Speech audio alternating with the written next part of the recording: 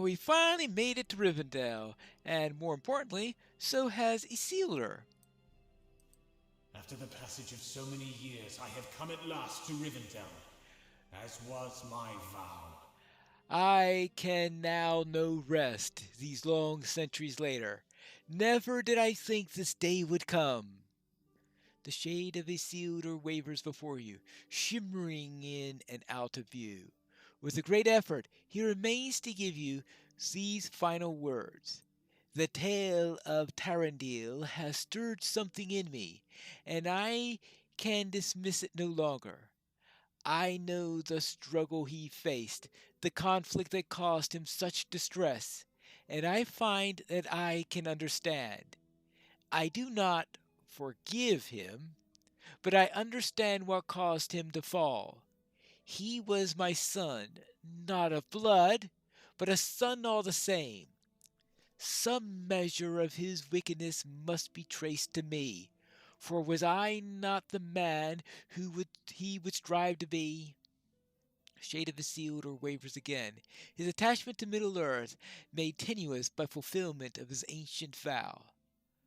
My thoughts turn to Eärnur Pineleaf.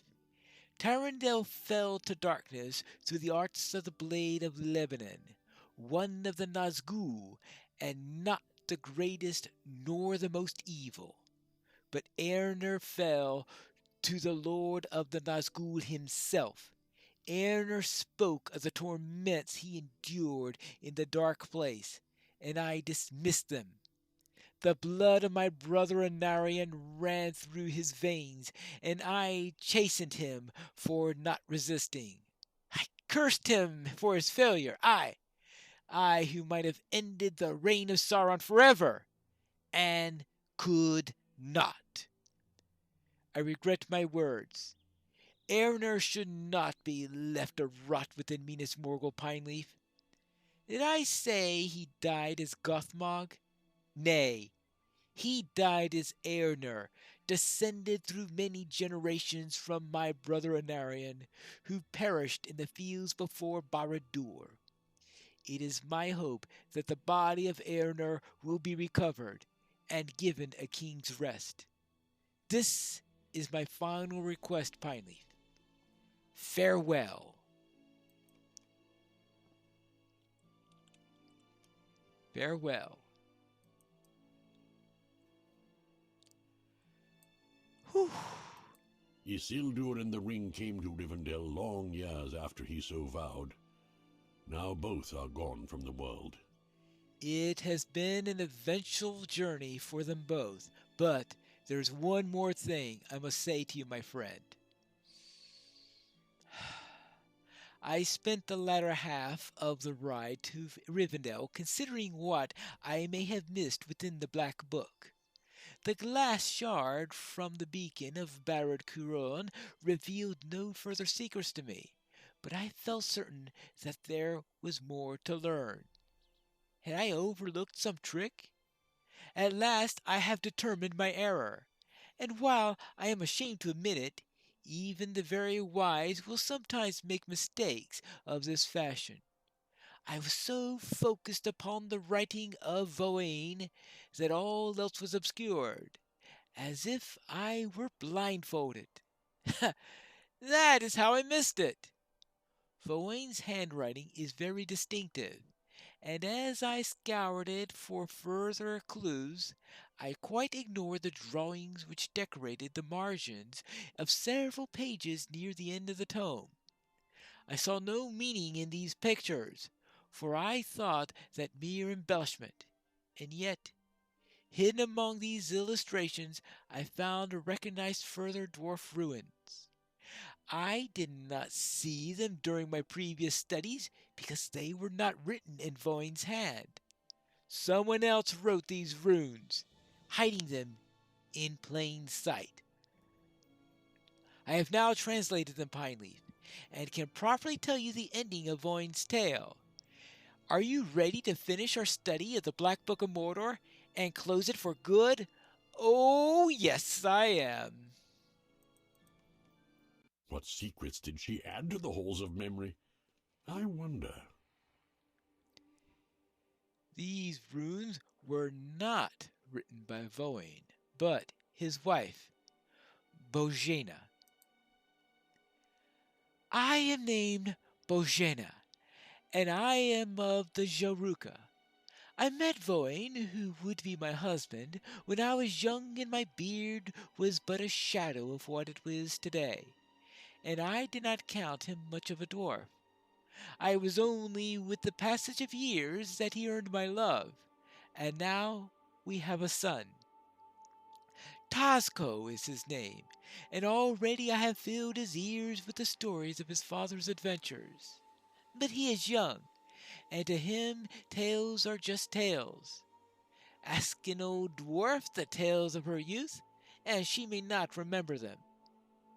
So I do not entrust the story with Tazco, though he is dearest to me in all the world, and I will raise him to be all as Jaruka should be. It was Voin's wish that I record the end of his tale in this tome he brought out of Mordor, and this I do now. It was the year 2051 that Voin went south in search of his vanished friend, the lost king of Gondor. He fell in with such wicked dwarves as he could find.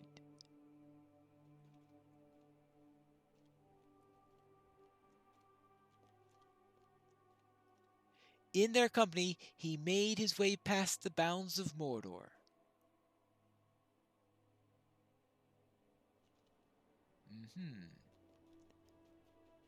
And we go deeper into the story to find out what he found there.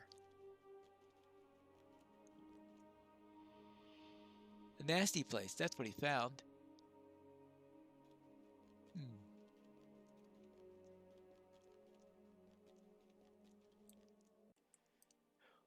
Yes, what did he find there?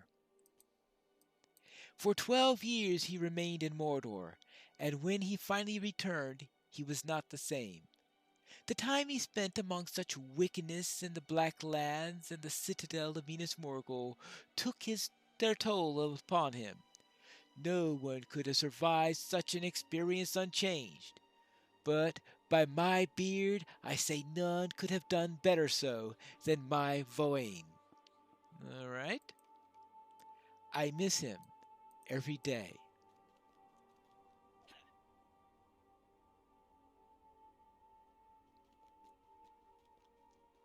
So what happened there? Let us go. Back here. He spent years in Minas Morgul, trying to free his friend from a cruel fate. But it was not to be. The torments of the Witch King proved too severe, and in time Eärnur's resistance fell, and as they knew he would. He had told Voin this day would come, but my husband refused to believe it. Alas, the depth of the evil in that place overmastered Voin's hopeful heart, and the words of his friend proved true. The day Voin feared had come at last. The Witch King domination was complete.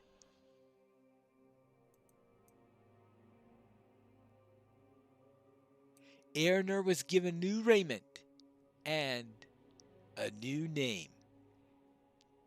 After years of torment, he remembered neither his friends nor their adventures.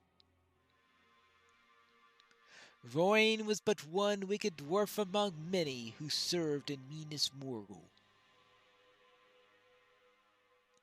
He tried to remind Eärnur of his old life, but it was to no avail. Use that name in my presence, and I will have you slain. I meant no offense. It will not happen again. See that it does not.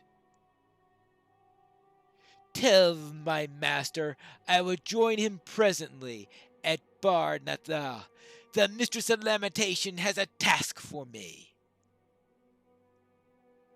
Yes, of course.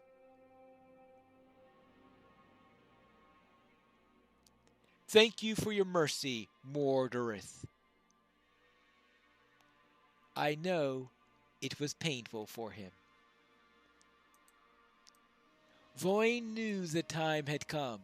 He ascended the stairs in the tower and came to the very highest chamber, where resided the great beacon. He broke a shard from its reflective surface, and using the secret arts of Arcane, he trapped a ray of the moon's light in the glass. Sitting in the high place, my husband took from his satchel an empty tome he had taken from the archive in the city. The accursed sage that governed it never knew the book was missing. In the light of that moon, Voin wrote the tale of his years, and he left nothing out. He wrote of Moguldir the elf, into whose life my husband came only near the end, and wept to not have known him longer. He wrote of the knights of Gondor with whom he adventured in Gundabad and elsewhere. Hopeful Silmatar, the courageous Calatur, and swift Maciunas, and loyal Orlong, whose death grieved him for all the rest of his days.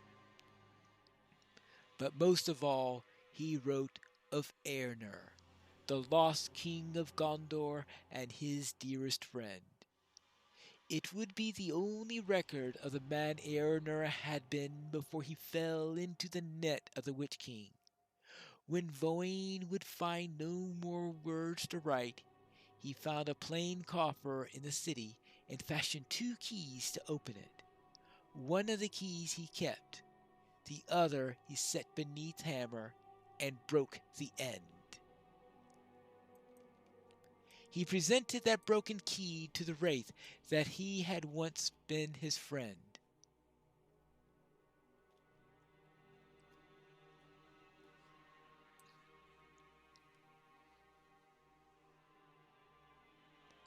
What is this?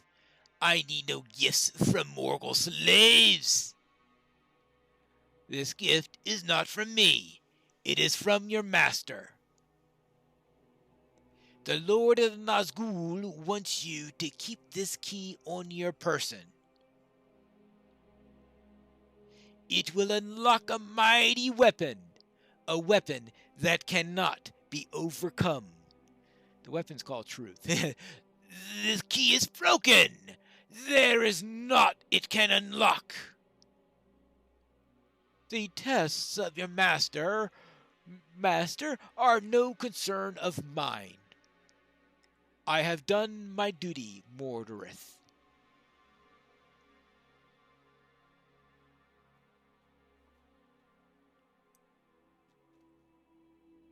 Farewell, I say.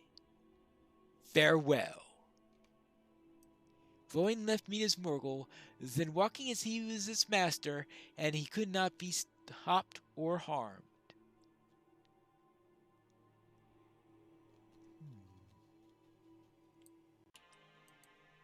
He did not stay in Mordor. After 12 years, my husband returned to me. Even hidden among the margin illustrations of the Black Book, the tome of Azima's handwriting is clear as the crystal surface of a mountain lake. I had some questions, she writes. Questions. And what are these questions? Our home in Yarnfast needed some repair, and Voin wished to construct something else. Aha.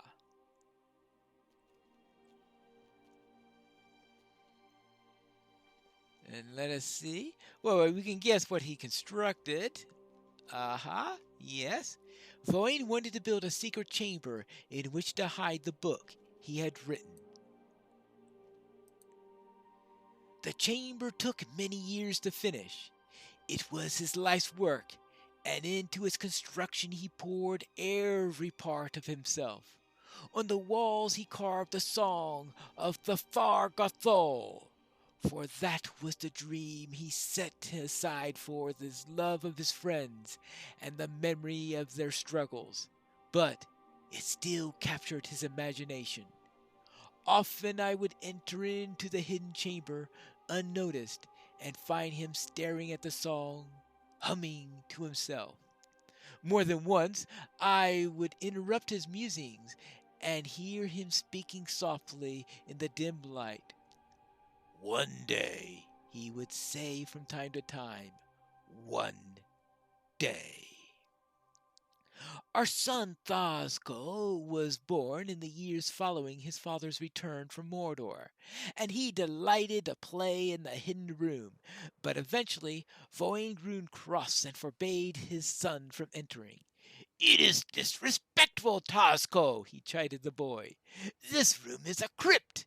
It's a tomb for the dwarf I was, and for my friends who have died, and worse than died." "What could be worse than death?" Tosco asked him once, but that was the end of the discussion. Voin would no longer speak openly of the hidden chamber or of the tome within. It is time my husband felt the onset of his years, and knew his end approached. There was one last journey for us to make, and then he would be satisfied with the life that he had lived.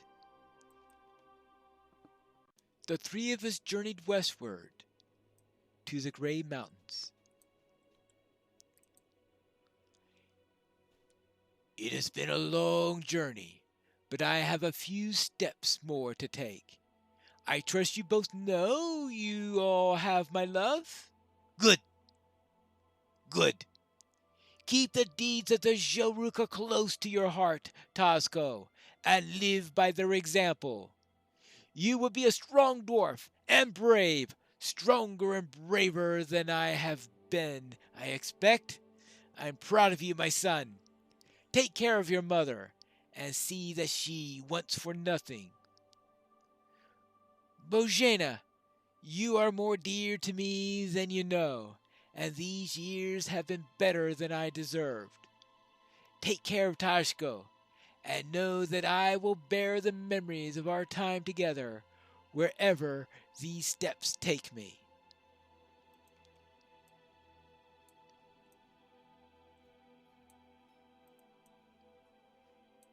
"Is he really going to find the Far Gothol?" "What do you believe, Tosco?" "I hope so. I think so."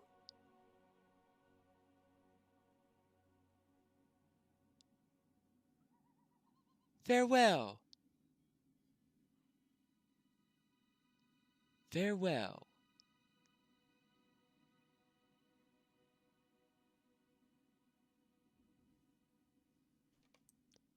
And then he was gone.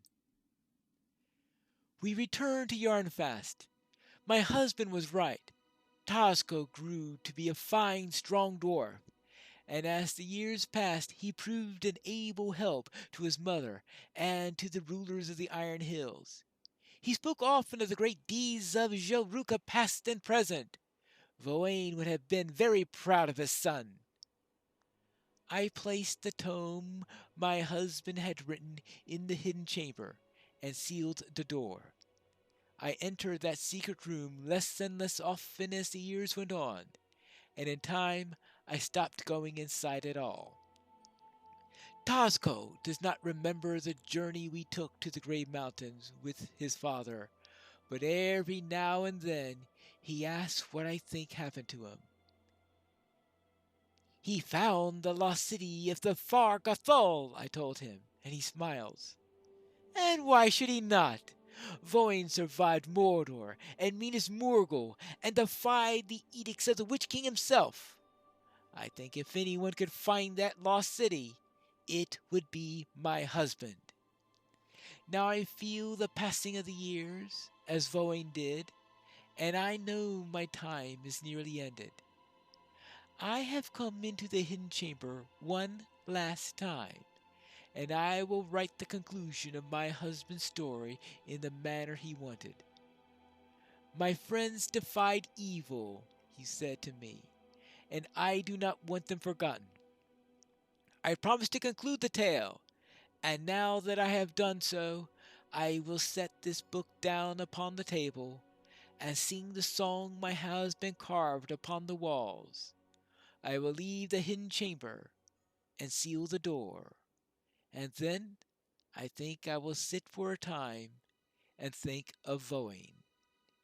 If any should find this book after a year, or two, or 10, or 1,000, know that Voin and Bajima and their son Tazko were happy with their lot. And despite the difficulties of their time, they knew that even a hopeless night must come to an end, and there would always be a good-hearted folk ready and eager to greet the dawn. That was quite a tale. I am pleased to know the end of the tale. That is all that Bozhena has to say, Pineleaf. I am pleased to know the end of the tale. Now, with the departure of Isildur, our business in Rivendell is concluded.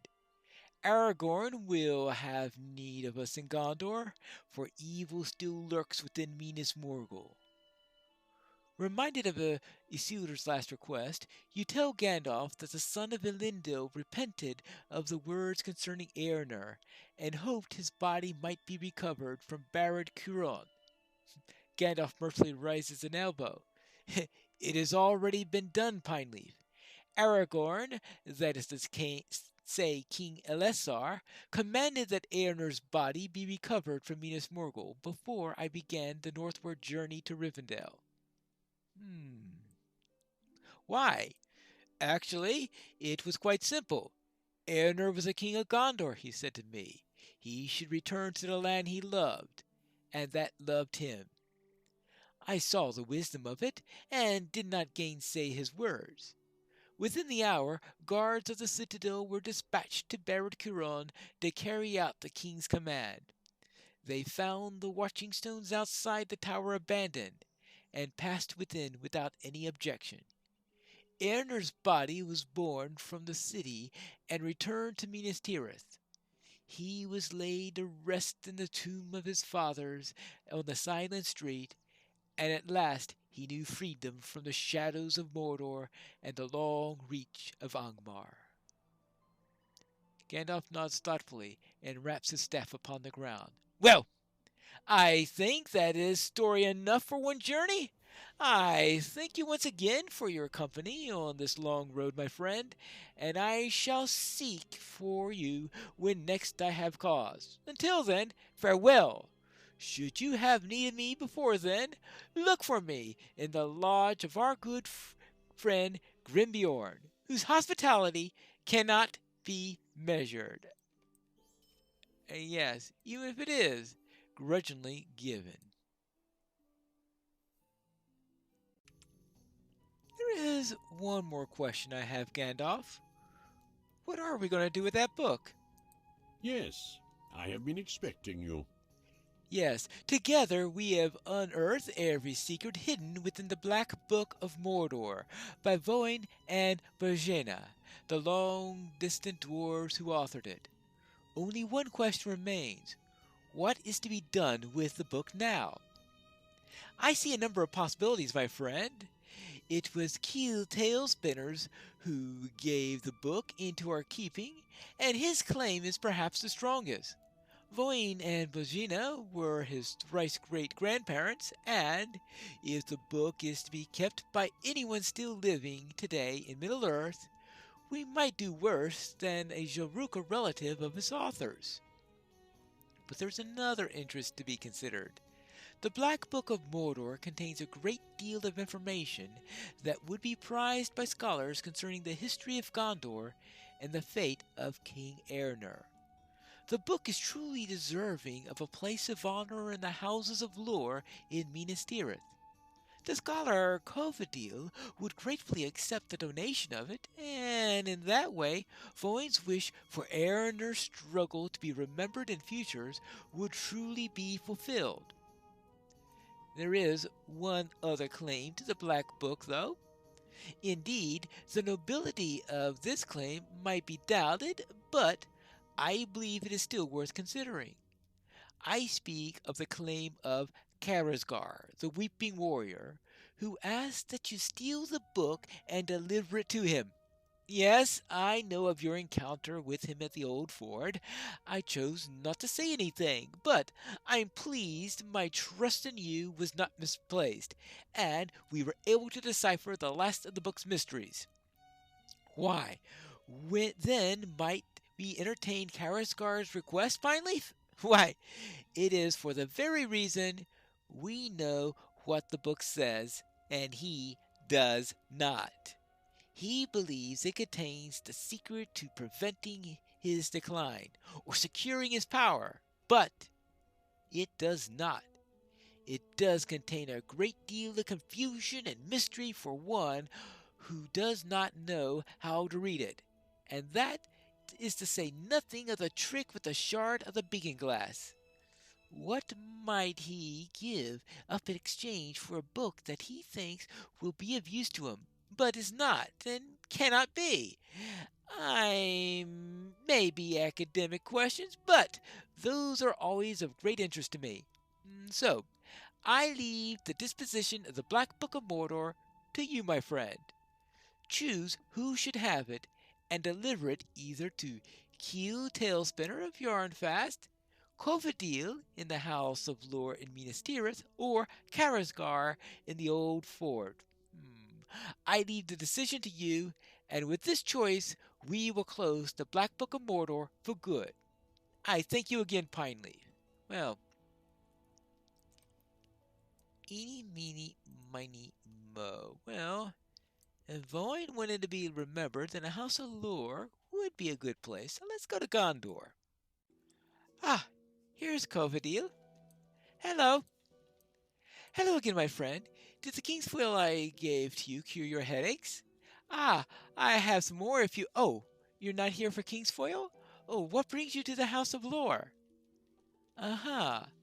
You explained to Covadil that you have come into possession of a book that has much to say concerning the history of Gondor, and that you would like it to find a place in the shelves among other such tomes. You hand her the glass shard and begin to describe the account contained within the pages of the Black Book, but before you have gone very far, Covadil interrupts you with an apologetic smile. It really isn't up to me, but I can give the book to the masters and they'll study it for acceptability. If they deem its merits inclusion and truly does contain knowledge of use to Gondor, they will add it to the collection. Yeah. Out of curiosity, do any of the scholars of the House of Lore read ancient Jelruka runes? Well, that I doubt. I think I will just add it to the shelves myself then. If you say it contains important historical knowledge, I believe you. None today can say what might be important to know for tomorrow. I say we preserve this tome for future scholars to mull over. Yes. I look forward to reading this, Pineleaf. I have been trying to decide which language I should next study, and it seems that I have received my course. The runes of ancient Jaruka. Yes, thank you once again, my friend. The Black Book will remain here in the Houses of Lore, waiting to enrich the knowledge of future interested scholars, and I am glad to have played a part in it. All right. And so ends the Black Book of Mordor. So ends A Tale of Two Pine Leaves.